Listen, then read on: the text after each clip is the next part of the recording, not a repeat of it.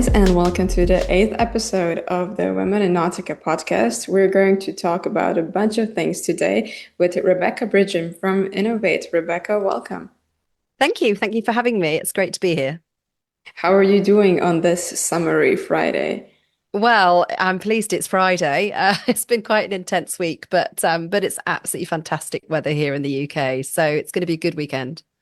Yeah, same for Croatia. Luckily, we're experiencing sunny days until the summer rains come, but I think yeah, we still have some time in the heat until this period comes, right? Yeah. Good. So, Rebecca, for the people who don't know you via LinkedIn, and people should know you because you have a striking presence on LinkedIn, can you tell us a bit about yourself, your background, and how you ended up in our industry?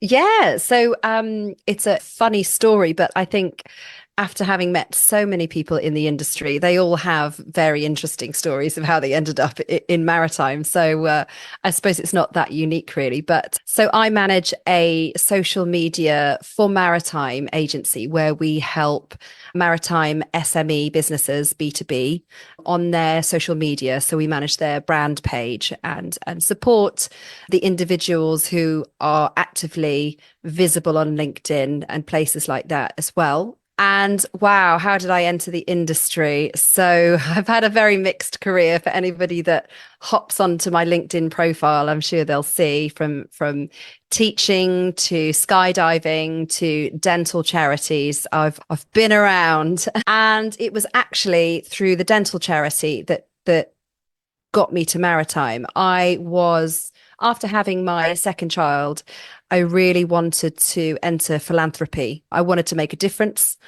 I wanted to feel that I was leaving a positive impact on the world. So I gave up my career and joined a dental charity to do their marketing. I'd learned my marketing through real life. I hadn't gone and did a marketing degree or anything like that, but I learned it with the boots on the ground when I was working for the skydiving company.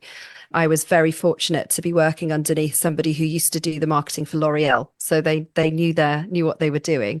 And I joined the dental charity doing marketing. And then they said, well, you're really good with people. We're going to get you to do the events. So I started managing the charitable events as well. And it was through this that somebody in maritime spotted me on LinkedIn. So it all keeps tying back to LinkedIn, really, from career progression to creating my own business servicing LinkedIn. And it was the Charity Sailor Society said, we'd really like you to come and have a chat with us. It might be that you would like to join the team. And I went along thinking I didn't really know very much about maritime. I didn't really know anything about seafarers, if I was honest. I was just going along for a chat, but I was really happy where I was. The team was great that I was working with. But as soon as I entered the doors of Sailor Society, I fell in love, and the people were so warm. There was a great vibe there, and they were doing some amazing stuff that I just hadn't realized even existed. So needless to say, I joined them and joined doing their events, but they very quickly caught on that I was very comfortable talking with CEOs, vice presidents of very, very big companies, because they're just people, like you and I, and they put me into the corporate fundraising. So I made a lot of really nice friends in maritime, learned very quickly all about maritime. It is a bit of a confusing industry because there's so many ways to work in maritime you can't even fathom. So that was a big learning growth spurt for me about maritime. Then, of course, COVID hit, which span everybody out into different directions. And my direction, I was approached to join an environmentally conscious company called Leo Maritime, who are a big group of engineers who are trying to make a real difference on board vessels, trying to sort of help change the sustainability. And I felt that they were sort of really at the coal face, and I wanted to go and work for them. So I joined them doing their sales during COVID, which anybody that worked in sales during COVID, I can imagine, was sort of a bit stretched, because maritime is all about relationships. It is about the people. And in COVID, we weren't allowed to be with the people. So where could we do that? Well, we moved online. Everybody did. We adapted, and LinkedIn was the place to continue to nurture those relationships, meet with people, have meetings. And I became very good at it. And that got noticed again by somebody who was not in industry. And they said, "You're really good on LinkedIn. Our business needs a social media manager. Do you think that might be something that you could do?" And at that time in my life, I was just saying yes to lots of things because I think that there was a personal event happen. My father had passed away, and it really puts life into perspective of what's important and what's not important. And really, actually, I was a little bit scared, but I just said yes anyway, because what could really matter? I fail. And who cares, really? Everybody's too busy worrying about their own failures to really, belittle my failures. And I realized that in that moment. So I said yes. And I started managing this social media page of this really lovely company. And I managed that page for about 3 years. And word got around because I was very well connected, because of my Sailor Society contacts, that's what I was doing. I'd made lots of friends in the industry by this point. And they said, "Oh, could you do ours? We need that." And so the business took off, and it got to the point where I was so busy doing the social media that I was actually earning a lot more money from that. And so it was a no-brainer, really, to step away and really focus completely on the business. And it's been a huge learning curve ever since, sort of learning on the job, and which totally out of my comfort zone. And I would say maybe 4 years on, I'm just starting to get out of to sort of settle into the comfort mode. But then something will curveball and throw you back out of your comfort zone again. It always does. So, which is a good place to be.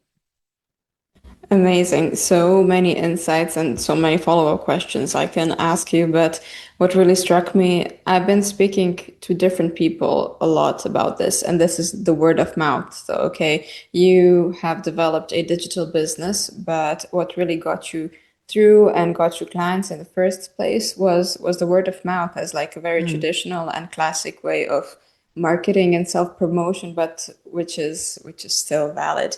Yes. And to tap back a bit into the beginning of your work. So you worked in academia, and of course, working in academia is way more different than working in the Yes. industry. But I presume there were some things which taught you there, which are still useful in your day-to-day work. Is there anything you can share on that? 100%. And it is something I reflect on many days, actually. Every experience that you have in your professional career and your personal career all contributes fundamentally to where you are professionally. And teaching was no different. As a teacher, I taught a non-compulsory education. So I taught ages 16 upwards. And there's a lot less support as a new teacher for that age group in the UK. There's quite a systematic support network for teachers who go into sort of secondary schools and junior schools, but not for colleges and so on and so forth. So I had to be extremely independent, and I had to plan my own schemes of work and create my own lesson plans. Nobody did that for me. And I had to translate the curriculum basically in how to get the students to understand that information. So I guess it was strategic planning, strategic comms. And for me, that is just so similar to what I do now. It really is. So I think from my schemes of work, basically my content plans for each client, they're really well laid out. They're really thought out. They are diverse and they are strategic, trying to drive home the key objectives of each business who've approached me of what they want. And each post is like a tiny mini little lesson. So from the copy to the resource that accompanies it, it could be a PDF, it could be a carousel, it could be just a factual sheet, could be a mini video, whatever. It's all of those resources. And it just feels like you are planning a scheme of work for each module, but it's not a module. It's actually for each client that comes along. So yeah, totally helps me massively. Nice. And how did you decide to work specifically with SMEs? Maybe there was an opportunity to turn to larger corporates, but I think working with small and medium enterprises is very specific. So, what Mm. was the decision behind this? So it took me a little while to realize that actually and I've had this conversation just this week actually. I just attended Work in Southampton and I was having a conversation with a lot of SME business owners. And for me, the larger entities have a bigger budget, but they also have a big team that can do all of that stuff and they like to keep it in-house. But the SMEs, they don't have that budget. They don't have as big an opportunity to get their messaging out. And they're so busy juggling so many different parts of the business as small business owners. They don't have the opportunity, they don't have the time to take to learn, and they need that outside help. So it's a perfect fit to not have to tie yourself to an employee to outsource that, but actually it feels like Innovate Social is part of your team, but you don't have to commit to sort of the government taxes and things like that. But you've got a specialist on board and they are helping you. And and if I'm honest, because you're at the coal face as an SME, you really see and understand what's going on in your business. And I really enjoy those perspectives, those people who are really working hard and share that drive and that passion and that focus that I also do.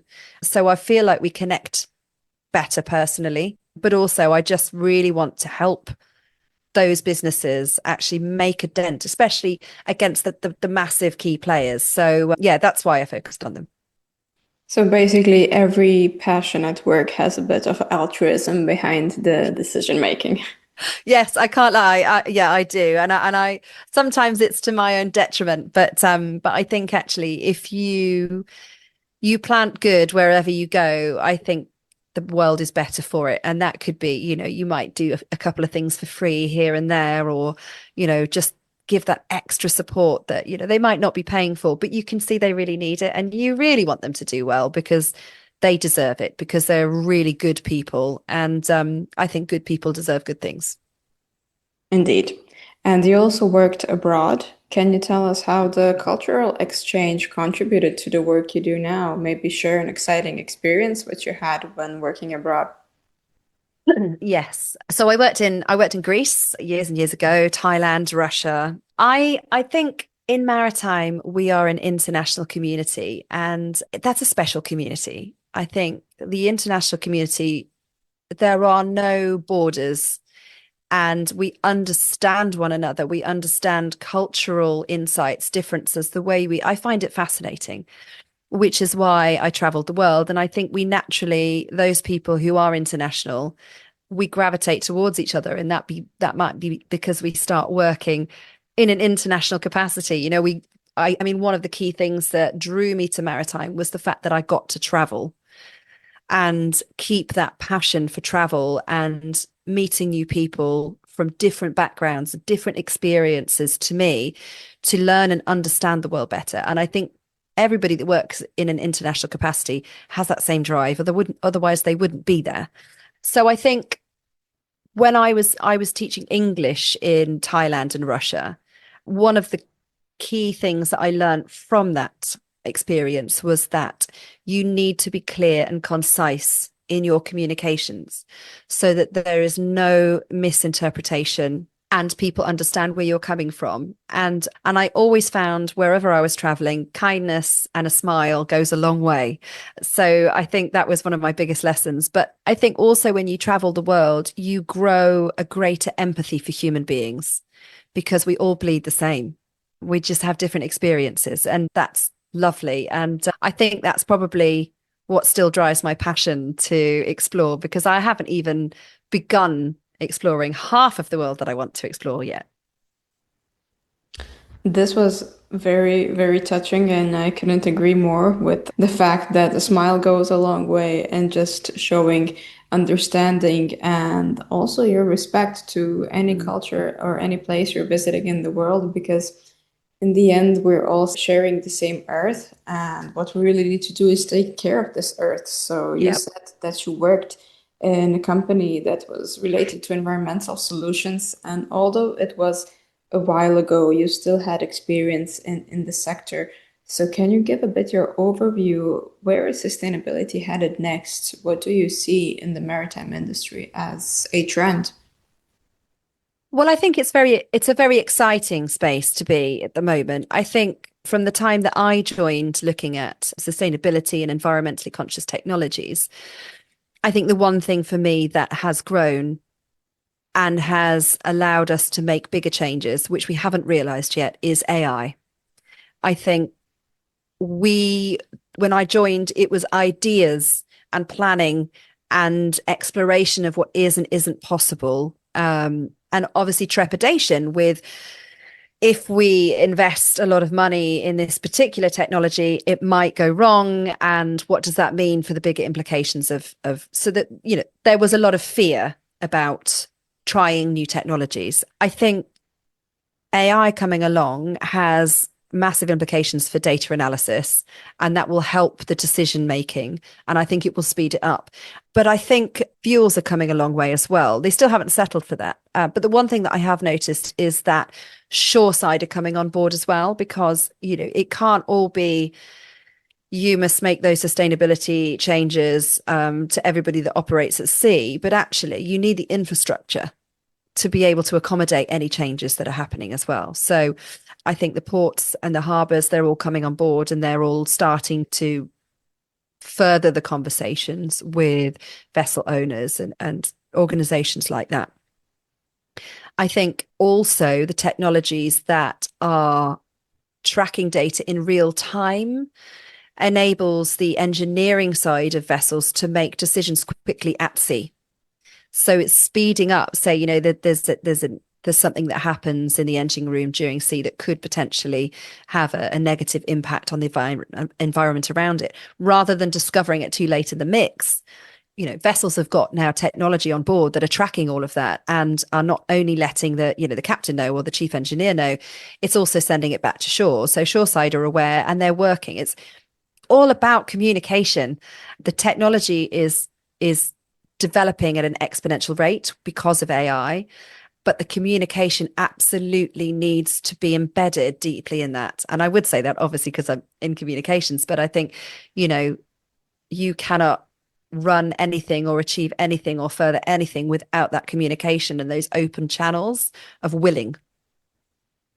Yeah, I agree. And what you mentioned that more and more people coming on board, definitely we're slowly realizing that we're in an ecosystem and we can't look at sustainability or new trends as individual things rather than things which are interconnected. Do you use AI in your day-to-day work? And if yes, in what segment?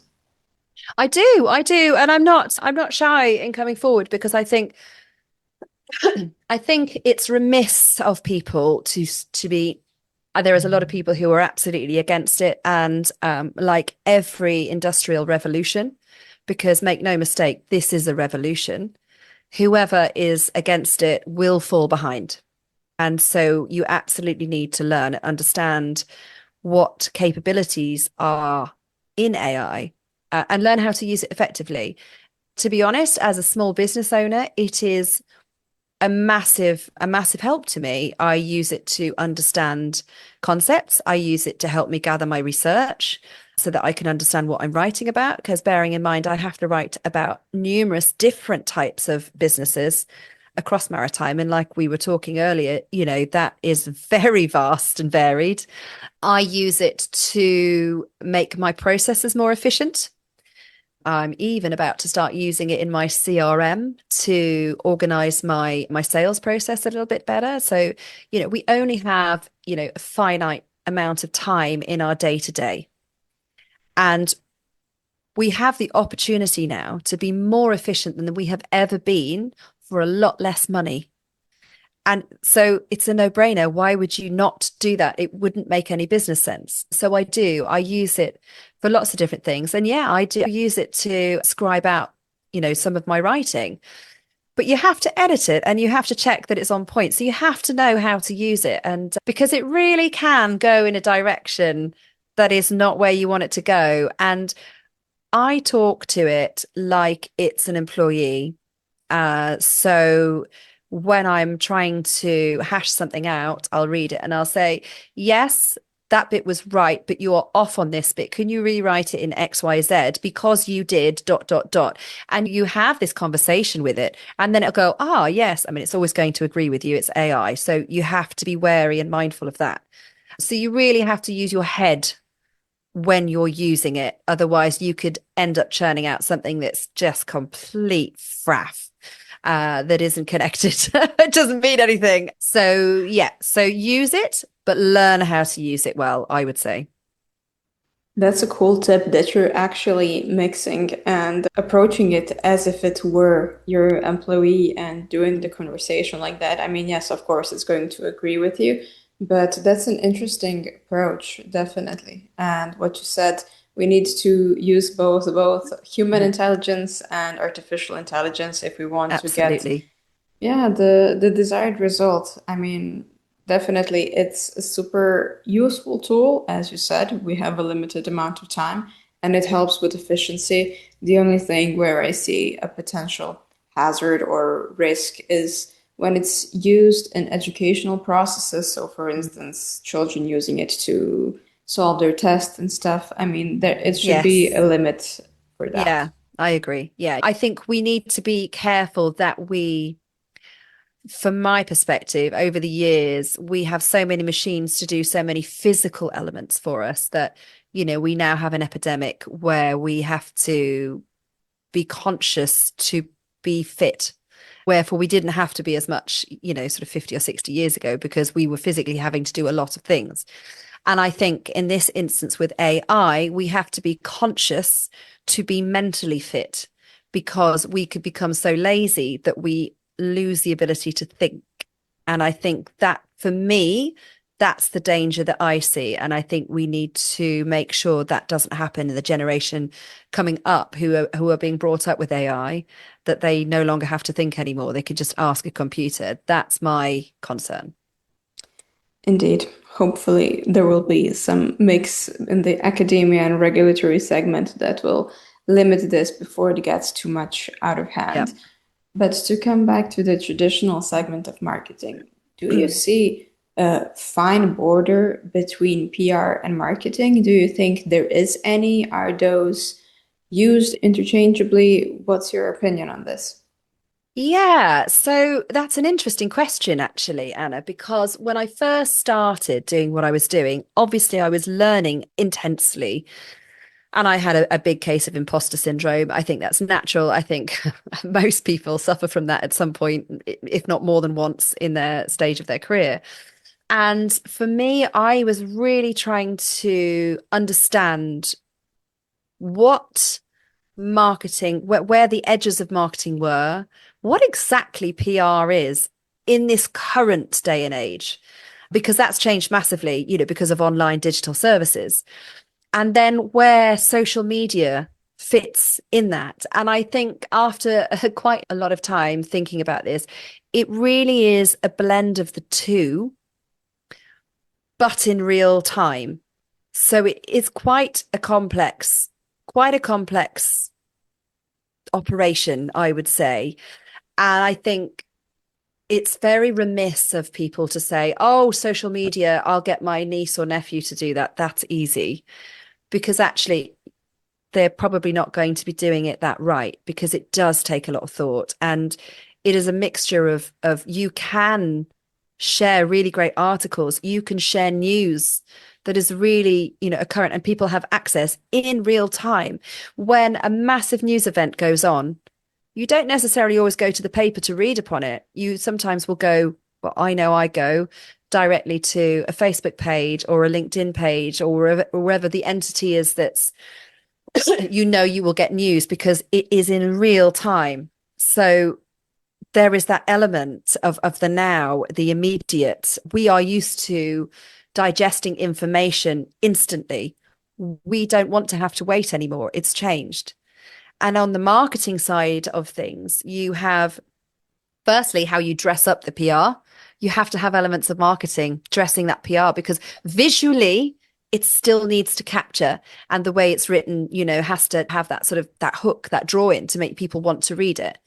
But then you've also got the other sort of more traditional digital marketing side where you are looking at a strategic comms plan to drive people into your pipeline. So you're looking at doing, lead magnets that will then drive them into a form, say, on their website, then that could enter then directly. So there's automation going on from your social media into your CRM system. And I know a lot of SMEs don't have CRM at all. So we have that conversation too. In fact, a lot of SMEs don't have a branding pack. Most of my clients, when they came to me, they didn't. So that shouldn't be something that puts you off from joining or getting a social media manager in at all. And then you've got the real digital marketing where you want to start advertising and put a bit of budget into social media ads. So it's this, you've got the marketing on one side and you've got the PR on the other side, and they're really good at what they do. And then really you kind of need that social media manager right in the middle who knows how to weave those amazing two elements onto the real-time feed and nurture them, because then you've got engagement management as well, community management, which was something that I learned about, I think maybe a year into doing the social media, when I was still trying to, for me, everything is a pattern and a formula. And it sometimes takes me a little while to work it out, but when I see it, it's there and you can't unsee it. And that's how I see it now. And I kept saying, well, where does this response come from? And it's engagement, it's community management for social media. In fact, some people employ community engagement managers specifically. And that will be that they are responding to comments. That will be that they are looking for posts to reshare from people who they are trying to target in their pipeline. Their sales manager has said, we really need to warm relationships with this company or this person. Can you have them on your hit list, warming them so they get to become familiar with the company before I then have that conversation? And it could be all that sort of stuff. And that is the real time stuff. And the community engagement manager that you have should be a real people person. That would be the skill that I would recommend for that side of things. We have a great community engagement manager who is not only a fantastic copywriter, but she's just a brilliant with people. Like, I've never seen anybody as magical as this person in a room, and she does it online too. So it is a culmination of the two, but I think the space now has developed for specific social media management, and any social media manager you speak to, and I've spoken to so many, they'll all say the same thing. It is a specialism now, and it's growing because everybody's attention is now on social media.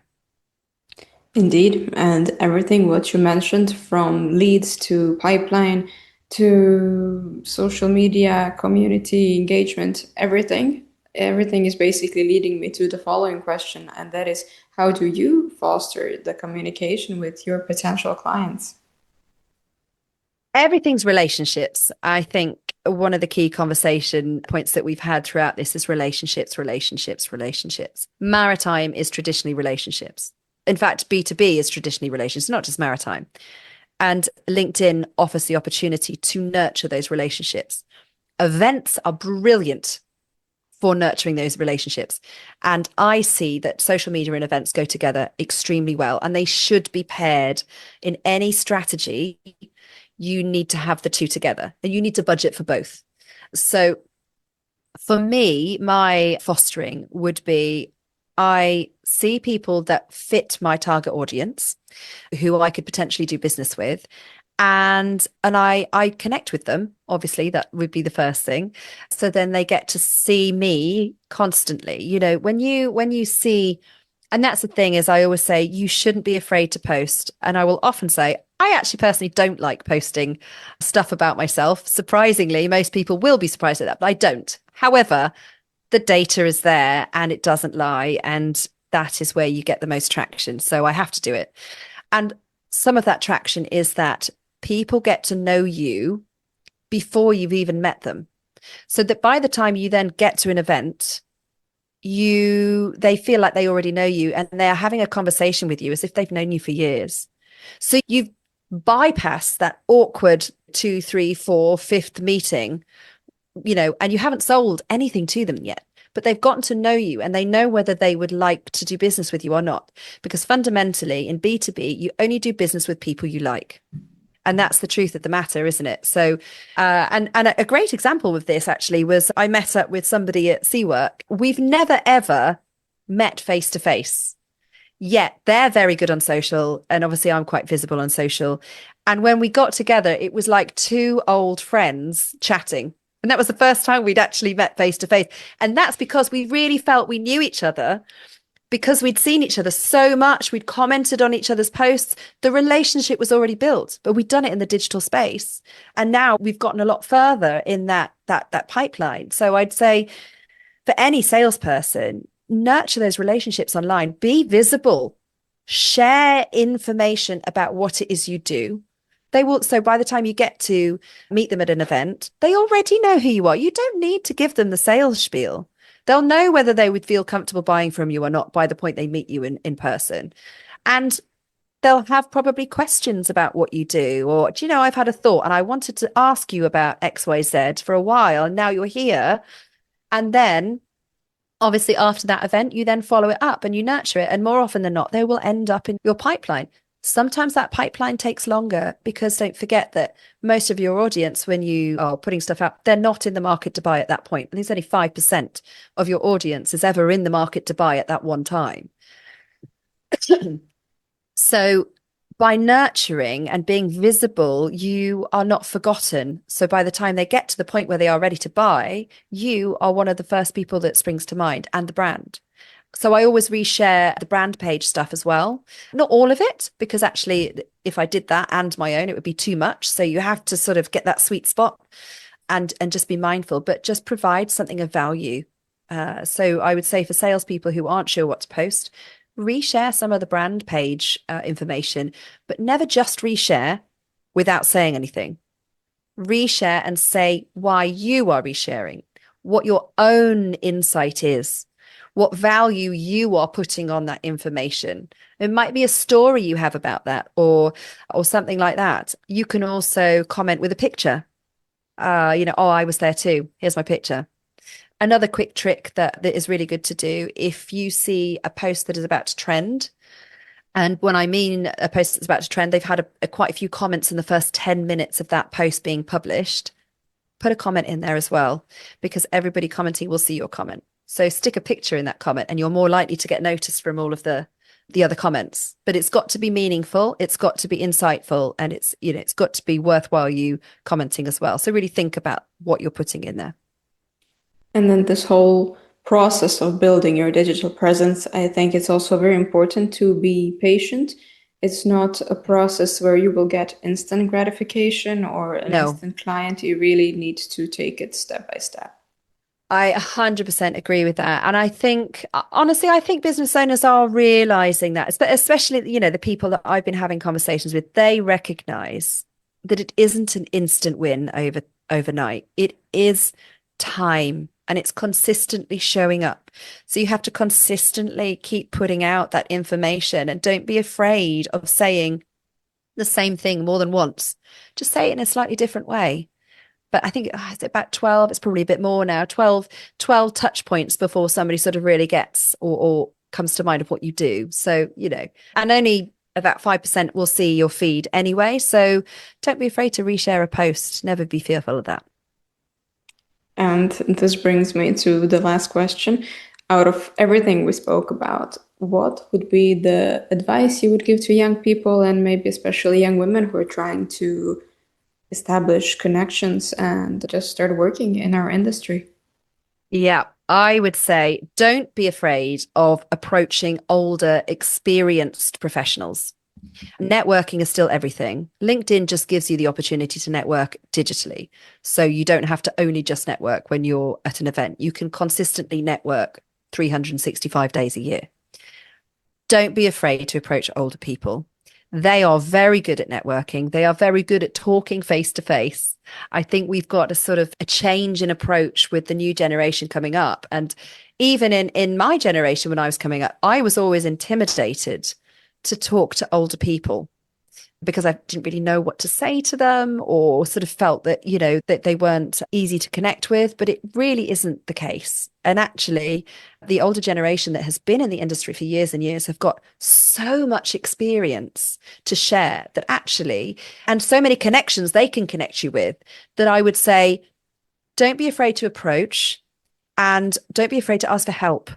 You will have times where you will need some help or advice, and there will be many, there'll be more than one in that. So having a nice network that you can go to ask for help is a win-win. You'll be doing something more than other people coming up in your generation. And also, I think the other bit of advice would be, don't be afraid of failure. Not one person that has had a professional career has not failed. And anybody who is successful has failed at least, I don't know, a dozen times. So I think, don't be afraid of failure. No one else will remember your failure. It will just be you worrying about it. I think that's been the biggest lesson that I've learned since hitting 40, actually, is realizing that nobody really cares about my failures. They're too busy worrying about their own. And where can people follow you and Innov8 on social media? So we are on LinkedIn, very much on LinkedIn, because that's where our target audience is. But also that's where the engaging conversations happen. That's where you have a great educated audience sharing some really interesting insights. You can learn constantly from other people on there, sharing their own failures. So they're normalizing it and sharing tips, advice, ideas.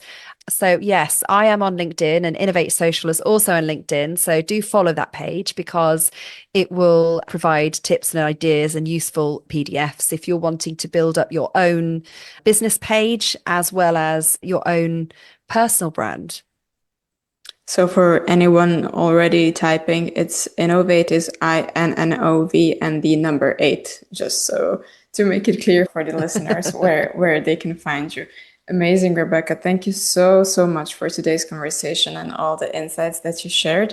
And for the listeners, stay engaged. So you can find Women in Nautica on Instagram at WIN_Women in Nautica, and LinkedIn and Spotify and YouTube are simply Women in Nautica. A big announcement, we're doing this year's conference in collaboration with Metstrade on the 19th of November, starting at 9 a.m. And early bird ticket sale has just started, so don't be a stranger, and see you in Amsterdam in November. Rebecca, thank you so much, and have a great rest of the day. Thank you so much, Anna. Bye. Bye. Bye.